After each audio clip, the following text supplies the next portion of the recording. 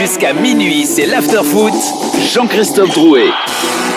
22h02, c'est l'after. Bonsoir à tous. Si vous venez de nous rejoindre, notre invité, il s'appelle Thomas Samut. C'est le premier préparateur salarié d'un club de foot en France. Bonsoir Thomas. Bonsoir, merci de m'accueillir. Alors, on est ravis de vous avoir dans cette émission. Alors, vous sortez un livre, si vous êtes et si vous regardez RMC Sport News ce soir, vous allez pouvoir le voir. Sinon, écoutez ma voix. Ça s'appelle Un cancre dans les étoiles et c'est aux éditions Parelli, voilà, où vous parlez de votre carrière, plus de 20 ans en tant que préparateur mental. Vous ne parlez pas que de football, vous parlez de votre méthodologie. Je voudrais vous remercier, non pas d'être venu, mais pour toutes les médailles que vous nous avez offertes, et notamment Florent Manodou. C'est vrai qu'il signe la préface de votre livre, et il en parle un petit peu, et il vous cite en exemple, il dit que c'est aussi grâce à vous qu'il a pu devenir champion olympique. Ouais, c'est toujours un travail d'équipe. Je ne veux pas m'attribuer tous les résultats de Florent Manodou, mais oui, effectivement, c'est toute une structure qu'on a mise en place au SAR des nageurs de Marseille depuis un peu plus de 10 ans et qui fonctionne même encore aujourd'hui. Plus de 250 médailles internationales avec 20 nageurs différents. C'est unique au monde. Alors, pour expliquer votre livre, j'aimerais tout d'abord que l'on s'attarde sur le titre « Un cancre dans les étoiles ». C'est donc vous le cancre. Eh ben oui, effectivement, c'était moi le cancre.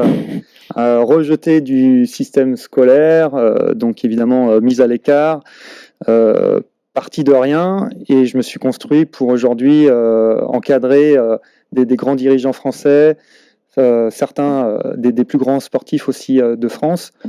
Donc voilà, c'est un peu le clin d'œil sur tout mon parcours, et puis aussi le clin d'œil à toutes les personnes qui ont été un peu, d'une manière ou d'une autre, exclues ou se sentant un peu médiocres dans leur parcours.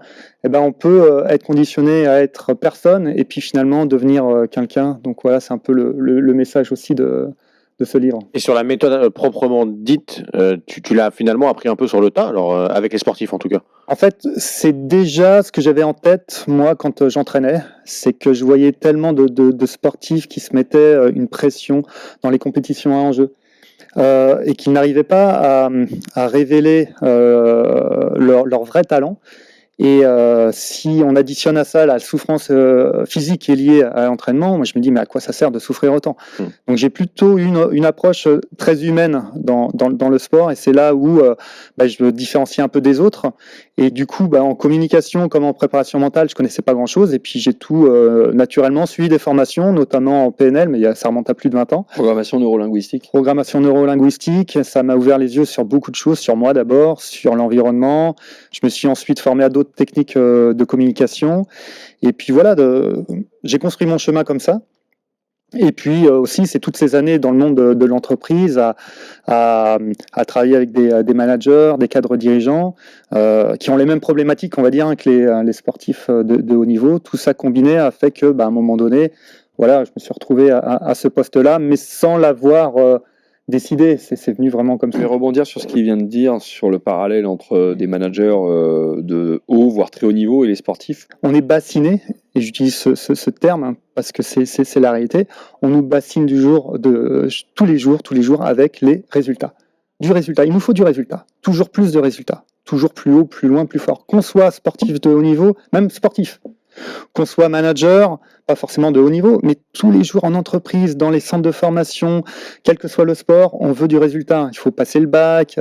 Donc en fait, on nous apprend à se dire ça en tête, qu'on a besoin de résultats. Rarement le moyen ou la manière d'obtenir du résultat, mais le résultat. Et moi, j'étais vraiment surpris. Mais vraiment surpris.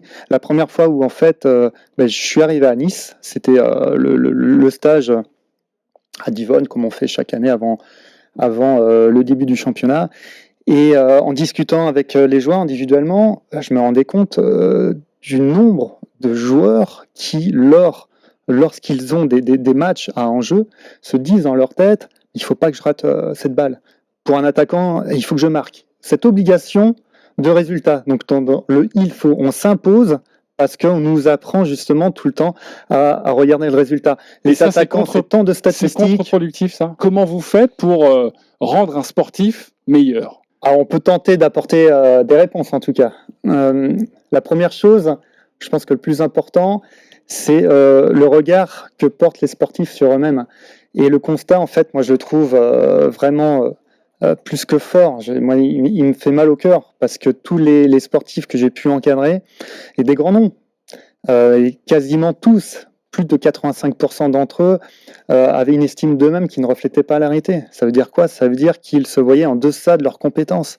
Non pas forcément qu'ils se mésestimaient eux-mêmes, mais ce qui était sûr, c'est qu'ils n'avaient pas idée du potentiel jusqu'où ils pouvaient aller.